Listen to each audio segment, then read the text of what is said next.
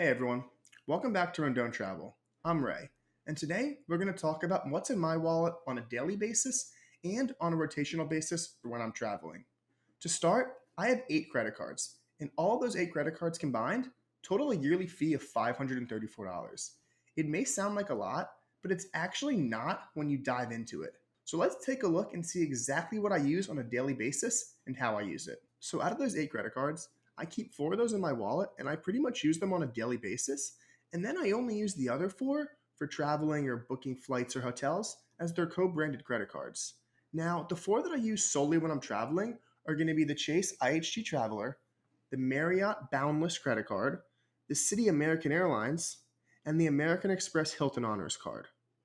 Now, I really only use those 4, as I said before, because they're co-branded and I'm not going to use a one times point card at the grocery store. It just doesn't make sense. So I'm going to use that Marriott card when I'm staying at Marriott properties as it gives me 16 times points. So I value American Express membership rewards the most out of any credit card loyalty program out there.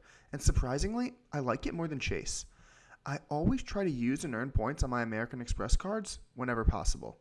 Now, with that being said, the American Express Green and the City Premier both earn 3 times points on restaurants, hotels, and flight purchases. So whenever I'm going to make that type of purchase, I always choose my American Express. So why do I have the City Premier card in my wallet if I don't use it? Well, City earns 3 times points on gas and grocery stores, which are things that I frequently use. The next 2 cards, I think, are the backbone of the Points and Miles community, and with that being said, it's the Capital One Venture and the Amex Blue Business. Now, each of these cards earns 2 times points on every purchase. So if you aren't buying something in a 3x earning category or higher, I would use one of these cards. I use the Capital One Venture for all of my personal purchases, such as Amazon, Home Depot, and Target, while I use the Amex Blue Business for all of my business expenses. So I put together an example to show the spending power on credit cards throughout the entire year. I used a household of 2 as an example, and then I broke it down into these categories here to show the points value. Now, hotels and Airbnbs, I put it $2,000 a year. Now at a 3x earn, that's going to be 6,000 points. Next is airfare. I put it at $2,000. Might be a little high, but I went with $2,000 at a 3x earn. Is going to be 6,000 points. Next is gas stations, and at 3x earning on a City Premier, that's going to be 6,300 points. Next, biggest hitter is going to be grocery stores. The average household of 2 spends $9,500 a year on grocery store purchases. At a 3x earn like the City Premier, that's going to net you 28,500 points. Another one is travel and anything that the Amex screen considers travel, such as Ubers, rental cars, ferries, buses, parking, things of that nature. I put that at $1,000 a year. At a 3x earning is going to give you 3,000 points. Another one is restaurants. At a 3x earning at $3,000 a year is going to give you 9,000 points. Lastly is going to be our miscellaneous spend. That's anything that doesn't necessarily have a category like Amazon, Home Depot, Walmart, Target, Best Buy. At $5,000 a year, that's going to net you 10,000 points. So all of that summed up is going to be 68,800 points. So those 68,800 points that the couple earned in this example is actually already enough for $688 in travel redemption. But we didn't even get into the benefits part of the credit card and what the annual fees are actually for. Now, let's start with the Amex Green. The Amex Green has actually 2 really useful benefits that offset the cost. One being a Lounge Buddy benefit, where for $25 a person, sometimes $50, you can get into a lounge at an airport. So using that entire benefit 4 times per year or twice, one for you and a companion, is going to be $100. Another one is going to be a Clear membership, which covers the entire cost. Clear costs $189 per year, which is completely covered by the Amex Green. Capital One has a nice benefit here that it will pay your TSA pre-membership every 5 years, breaking that cost down from $85 to saving $17 a year.